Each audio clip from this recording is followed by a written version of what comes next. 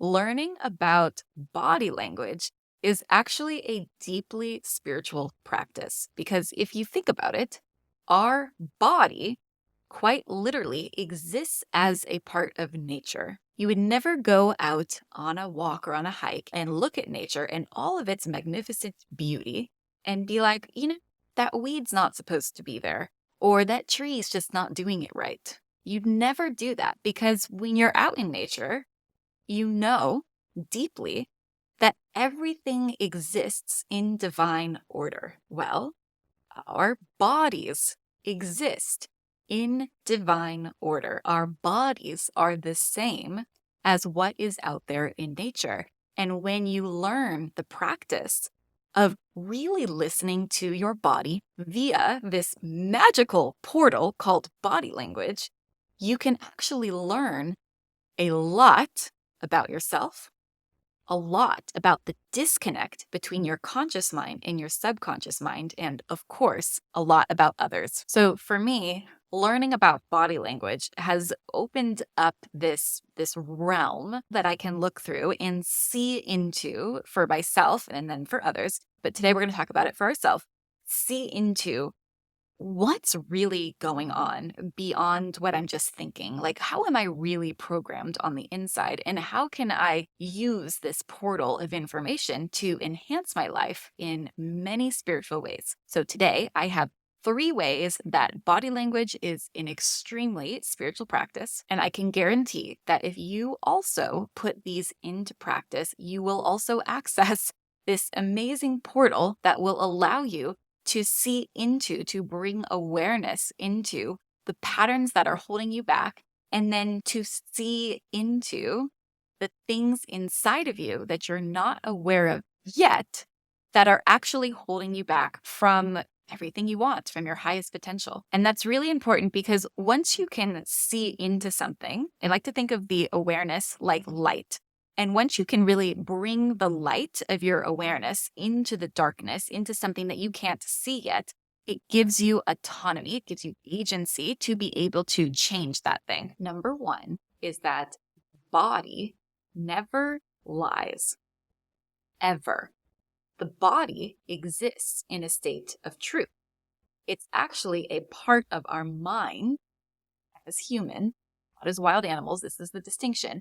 As humans that allow us to conjure different beliefs that are not true, meanings that maybe aren't of the highest truth, allow us to go into the past and into the future and into worries and into fears and into regrets and to linger there outside of truth. But your body always exists in a state of truth. And so if you look at the dichotomy between those two things, where you have a part of your amazing, beautiful human brain, basically the part of us that can actually generate and believe lies, versus the body, you're going to find that there's an incongruency, right? There's this disconnect. And so one way of looking at it is that the goal of any spiritual practice is to actually have embodiment around whatever it is that you're studying. It's not really simply enough to cognitively understand what's going on or to read a bunch of books if you're not actually engaging in the practice. Like, let's say meditation. If you're not actually meditating, quieting your mind, or accessing, those different brainwave states that are so amazing and allow us to access so much information, but you're just cognitively understanding it, you haven't embodied it yet, then what good is that? Well, it's not good at all. Because you actually, as a human, we have this opportunity to transcend that cognitive information all the way down into our subconscious. A very simple but very misunderstood example of this, especially in the spiritual community, is around affirmations. A lot of us have been instructed to look in the mirror and have positive affirmations because positivity is the only thing that should ever exist anywhere. Anyways, we're going to get into that later. That's a huge pet peeve of mine. But we've been instructed to look in the mirror and basically tell ourselves things that we want to be true, the affirmation, and to override the bodily sensation of it. An example of this is a woman with low self-worth. And she doesn't feel beautiful. She doesn't feel pretty. She doesn't feel embodied in all of the ways that we females have and males have the capacity to feel. And she's been instructed to look in the mirror and look at herself and say, I am beautiful. as if those thoughts and those words alone will generate the programming inside of her body to match that. And that is just not true because the body never lies. And if this woman is actually truly running programs of not feeling beautiful, of low self-worth attached to her past, then her body is going to reflect that program with a feeling sensation, kinesthetic sensation in her body. So she looks in the mirror, she says, I am beautiful, and she probably won't be radiating like this. She'll probably be speaking the word, and something will happen in her body. Now, if we were watching her, we could probably see different things happening depending on her particular behaviors. She might bite her lip. Her pupils might get smaller. She might lean back. She might purse her lips together, right? So these are for us to observe, which we're not going to. But for her, in her spiritual practice, she can tune into, well, wait a second. When I speak those words into existence, what kinesthetic or somatic feeling sensation do I have in my body? And does it feel good or does it feel not good? Feel like expansion or does it feel like contraction? And if she notices that it feels like contraction, then her body is giving her perfect information about where she is stuck. The body never lies. The body is a reflection of truth. The mind lies. Words lie. So she could actually be speaking that into existence every day. But if she's not in alignment and in congruency with the bodily sensation, then that spoken thing is not going to happen. In fact, here's what gets really fucked up.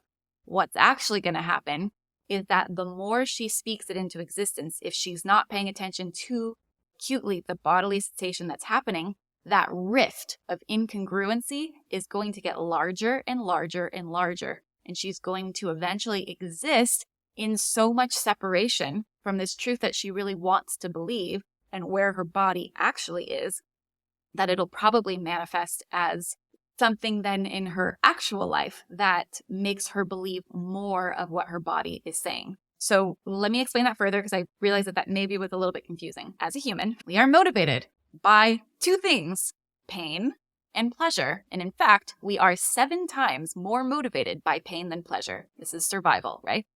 Part of our body that's hyper obsessed with, well, will it keep me alive or will it not keep me alive?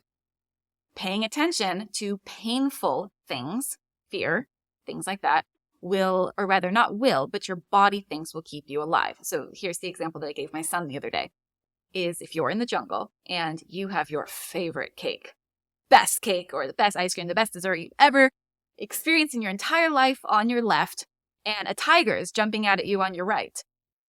What are you going to do? Run from the tiger or eat the cake? Obviously, that's a very simple answer, but it's because your body prioritizes the fear of the tiger, in that case, probably way more than 7 times, more than the cake or more than the dessert.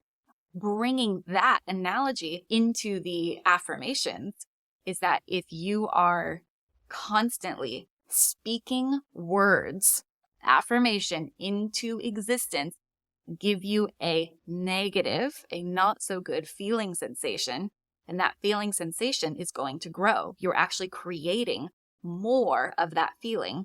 And if you know anything about manifestation, when you create more of those feelings, then eventually it exists in the external world as well. So there is a correct way to do affirmations.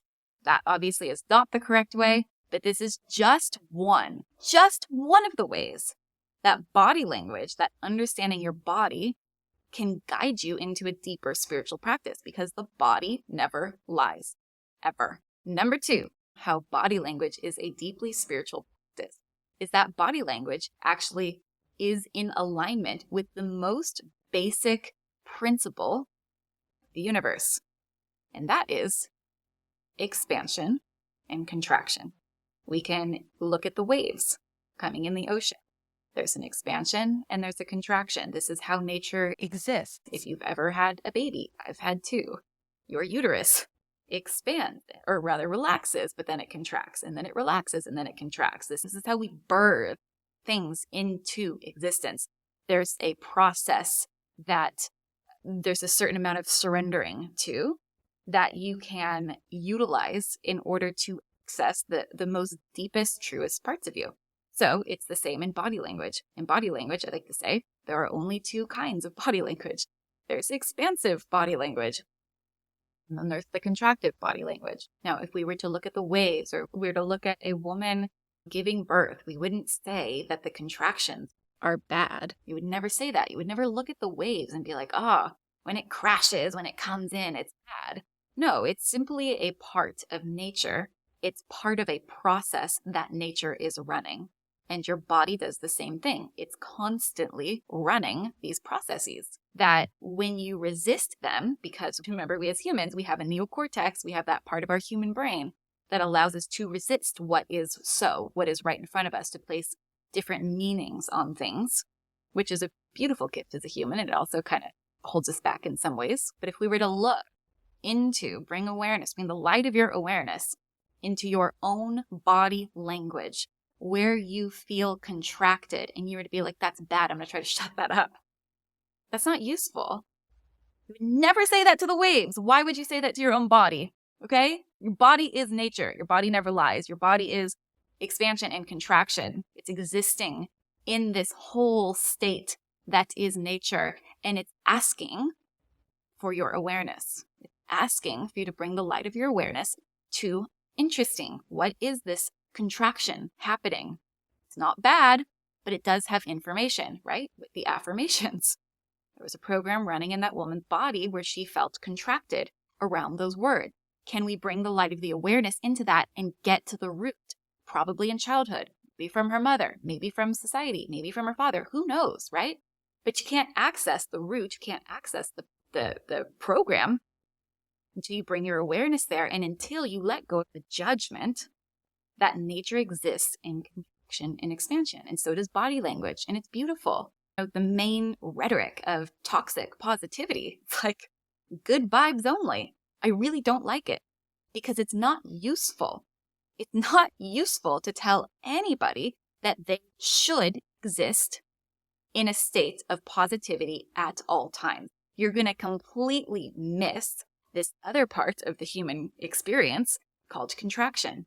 And toxic positivity causes you to have judgment around the contraction. And when you have judgment around the contraction, you can't access gift.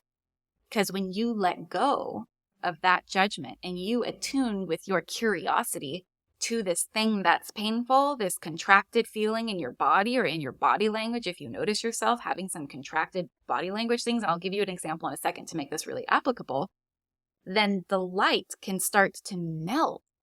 It can start to melt all of that pain so that you can get to the gift, like the gold, the juice of life. You get to access who you truly are inside of that pain. Toxic positivity will never, ever allow you to get that deep into yourself. And when you get that deep into yourself, you get to get deep with others. And as a social species, we require depth with others. Without that depth with others, we're lonely. And with that loneliness, it leads to addiction, all kinds of things. Topic for a different day. But do you see where I'm going with this? The contraction is not bad. We have to attune the light of our awareness with love and with curiosity into that pain, into that contraction of our body language. Okay, so an example. Here's how you can use this applicably in your life.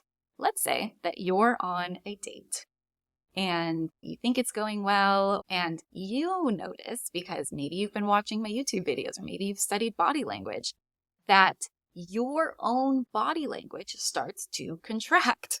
Maybe that person that you're on a date with starts talking about something, and you notice your lips do a thing. You notice your hand come across your chest. You notice you kind of leaning back in your chair. Maybe one shoulder goes up. Maybe both shoulders go up, right? I don't know. Whatever the contractive body language is, you have the knowledge of body language, and you can see into yourself the truth of how you actually feel relative to what's being spoken about. Here's where it gets a little bit nuanced. Let's say you feel contracted around the fact that they're talking about their career, and you start to get a little bit like this because maybe your career is not up to that place, or maybe they're talking about a past relationship and it kind of brings up some past stuff for you. It's not that the programming that you have around your career that maybe you're not good enough, or the programming that you have around past relationships is true. It's not that it's true, but what is true, what your body is saying is, hey, you're still running that program. That's the truth. So the body never lies. It shows you where you're still running programs so that you can bring the light of your awareness, change those programs, or rather evolve them to reflect your highest truth.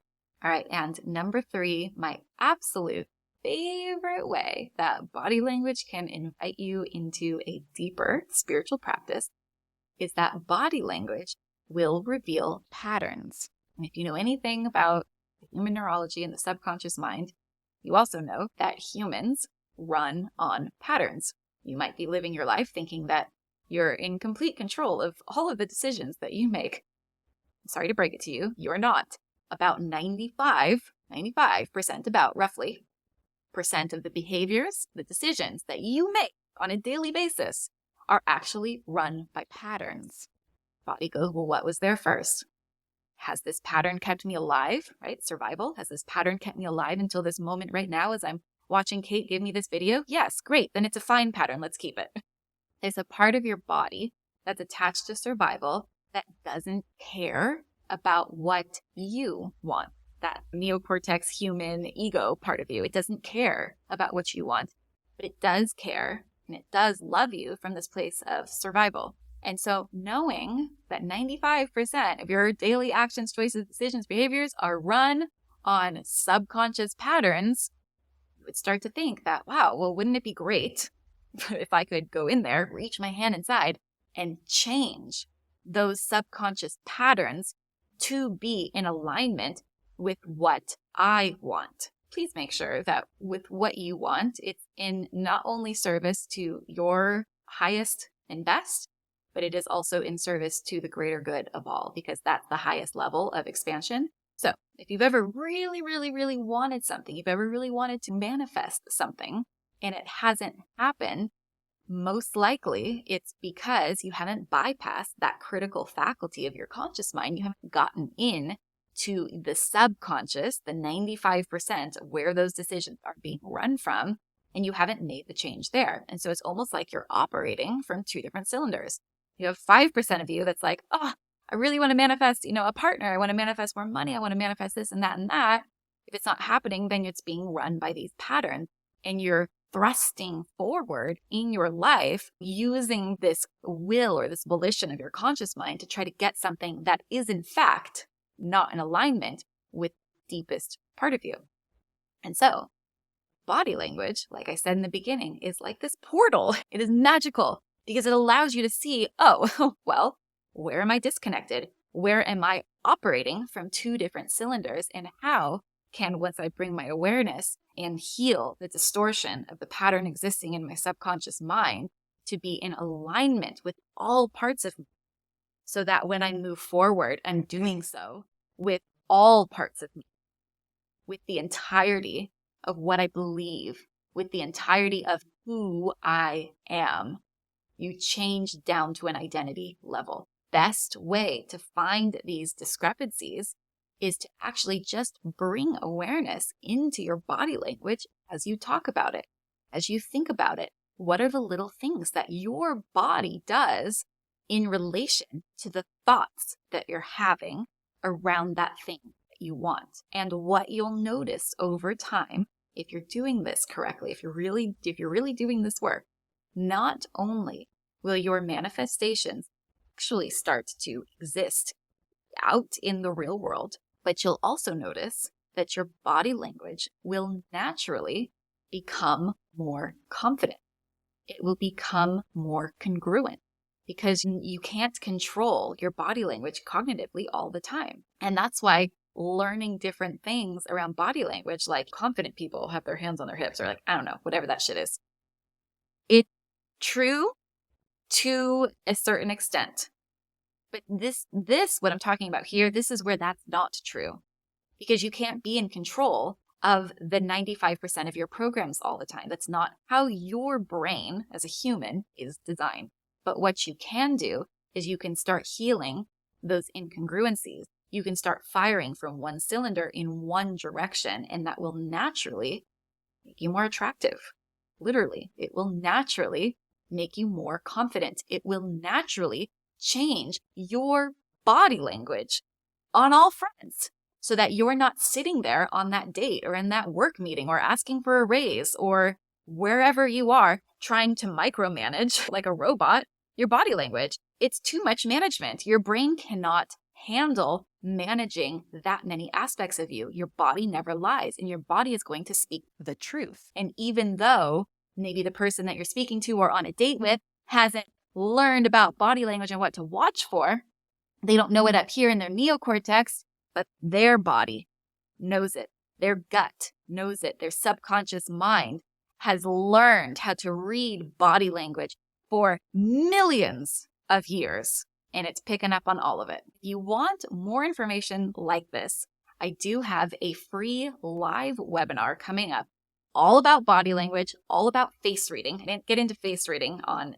this session today, but face reading is an ancient Chinese art. It studies the wrinkles on people's faces from microexpressions and actually what they mean to reveal deeper truths within you. In the free training that I have coming up, I'm actually going to be talking about body language and face reading around reading other people. So if you want to make more money, if you want to make more sales, if you want to get more dates, if you want to meet the love of your life, if you want to improve yourself in all of the ways possible, really, or maybe you're just fucking curious about peeking behind the curtain and seeing into what people think about you, what they're really thinking that they're not speaking, what their body language reveals. We're going to take all of that down. I'm going to open up the curtain as wide as I can and expose all of these truths of human behavior to you so that you can uplevel your career, your love life, your personal life, and it's going to be fun as fuck. Please register. I will put the link probably in the comments or in the description or something like that. I will make it obvious. Definitely sign up. There will be a replay available. So if you miss the live date, you'll be able to watch this at a different time. However, if you show up live, there is a bonus that I have for you that I'm not revealing to you yet because it's pretty big and it's amazing. If you do come live, I will be entering you into a one-on-one mentorship with me to talk about all of the ways in which I can assist you in using body language and face reading in your own life. And so if you want to get a chance to win that drawing, definitely come live. Again, I'll drop the link below. Seats are limited. Please come live. Definitely register. Follow me on Instagram because I will post a lot of updates and reminders about it there. Please subscribe to my channel, register for the free training, and I will see you soon.